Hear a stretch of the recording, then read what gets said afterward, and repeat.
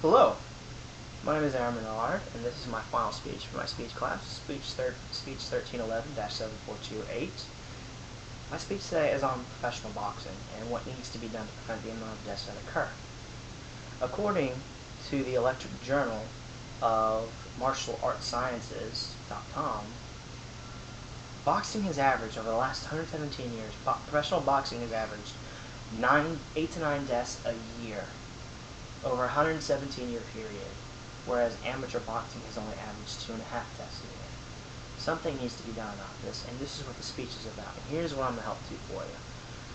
I looked at neurosurgerytoday.org, and I came across a stat that showed me that, according to studies done by that website, 15 to 40% professional boxers suffer for some sort of permanent brain damage because of their career in boxing. I also went to about.com to look up the rules for boxing so that way this can contribute to my speech. I believe through safety measures provided for the fighters and by the referees, boxing can be a much safer sport and a much more enjoyable sport. Now here we go. According to MMA Weekly, boxing is a dangerous sport that has led to an average of 8 to 9 deaths since 1890. That's also MMA Weekly. That's also in the Electric Journal of Martial Arts Sciences. Pardon me. Now, here's the cause of all these problems. Number one, according to about.com, professional boxers, instead of the rules, are not allowed to wear any sort of protective headgear.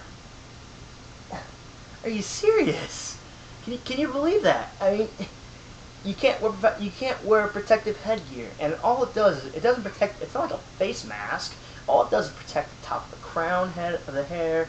It protects the temple areas right in here, and it also protects the back of the head. These are the most dangerous areas that get struck, and it hurts them. Those are the worst areas to hit. That's one of the causes of this problem. Number two, officials are not doing their freaking jobs. They're not stopping the fights when they should. You know, I've seen boxing matches where boxers are getting wailed on 20, 30 unanswered punches. And by unanswered punches, I mean they're not putting their hands up to protect themselves. You know, they're not moving out of the way. I'm talking straight shot after shot. And referees are not doing their jobs and getting in the way and stopping the fight when they should. If boxing referees were to do that, they could reduce the number of permanent brain damage and deaths so quickly it would make your head spin. The third thing I don't like about the third problem with boxing is the knockdown rule that gives a fighter 10 seconds to get up so they can continue fighting. Now you cannot be knocked down 3 times in one single round and end the round that way.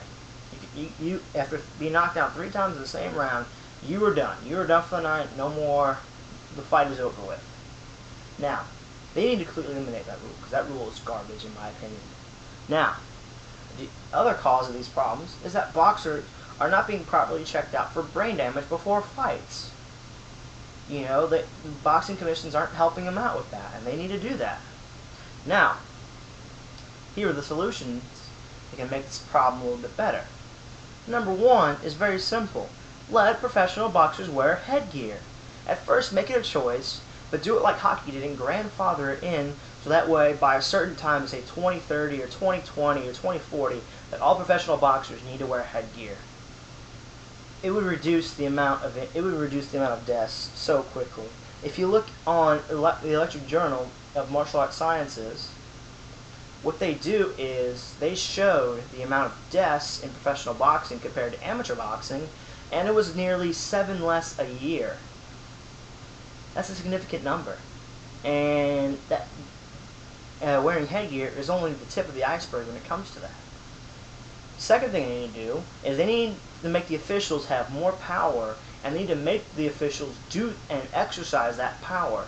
They don't need officials anymore to sit back and let the fight handle itself. If they see a fighter not answering, not responding to punches being thrown at him, and just not all there upstairs, they need to just stop that fight. Get in, shove the other boxer out of the way, and protect that fighter. Do whatever it takes to protect the fighter. That is their job.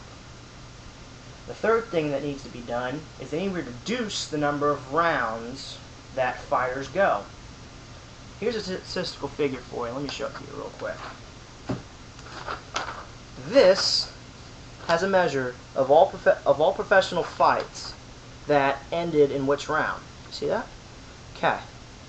Now, right here, 4, 6, 8, and 10 are the number of rounds. Those are usually the rounds in which are the end of fights. Excuse me. Now, if what they can do is reduce the number of rounds, then you don't have to worry about somebody dying after the 10th round, or the 8th round, or the 6th round, or the 4th round. They can more better protect the fighters and keep them safe. That's what they can do. You know, if they reduce the number of rounds, it would make fights a lot better. It would make fights a lot safer. One thing they also can do is reduce the amount of weight in the gloves. Boxing gloves weigh 8 to 10 ounces. You know, whereas mixed martial arts gloves weigh 4 to 6 ounces. And here's a little statistical figure for you. Take a look at this. Cause of death in all boxing, right here. There's 13% for cardiac problems. Here's 81% for some sort of head problems. It has to do with the constant pounding that goes on in the head. If they can reduce the number of weight in the gloves, they can reduce this number significantly. Now, in conclusion, you're going to want to know how you can make this, if this speech touched you at all, you're going to want to know how you can help out boxers and make them mandate start wearing things like that. One thing you can do is, the main thing, is contact the Texas Department of Licensing and Regulation. A quick Google search you'll be able to find them. Like I said, I'll say it again, Texas Department of Licensing and Regulation. It's very simple to memorize.